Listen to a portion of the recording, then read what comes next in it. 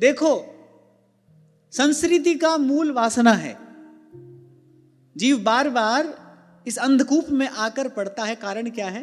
वासना। और वासना के नाश का केवल एक उपाय है, के हित कीजे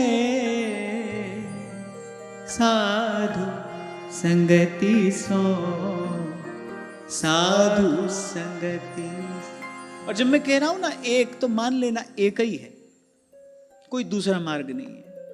जावे कल्मष जी को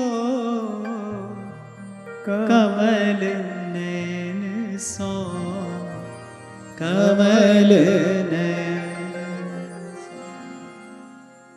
अभी आज मुझसे किसी ने पूछा, वासना नष्ट हो सकती है क्या? वासना का समूल नाश संभव है?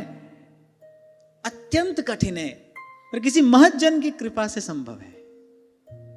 यह गुण साधन ते नहीं हुई, अपने करने से तो नहीं होगा। सूक्ष्म अभिमान बना रहता है, साधन का अभिमान बन जाता है, त्याग का अभिमान हो जाता है, वैराग्य का अभिमान हो जाता है। क्योंकि भगवान की माया भी तो कम प्रबल नहीं है ना, उसकी शक्ति भी कम नहीं है, दुरत्यया है, दुर्जय है। तो ऐसे तो बहुत कठिन है, खरोई कठिन है।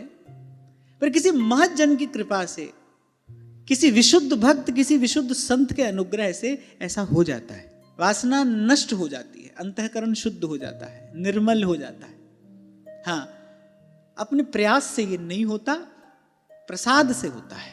इसलिए बड़े भाग पाइब सतसंगा, तभी भगवान कह रहे हैं, जब कह रहे हैं ना बिनहि प्रयास होई भव भंगा। भव भंग कैसे होगा? जब तक वासना है तब तक भव भंग नहीं है। जब तक वासना है तब तक तो भव भंजन हुआ नहीं, वासना बार बार संसार में लेकर आएगी। जब भगवान कह रहे हैं बड़े भाग पाइब सत्संगा, सत्संग से क्या होगा? इसका भव भंजन का अर्थ है ये, माने वासना नष्ट हो जाएगी। वासना नष्ट हो जाएगी, फिर संसार में नहीं आना पड़ेगा। बिनोई प्रयास हो ही भव भंगा।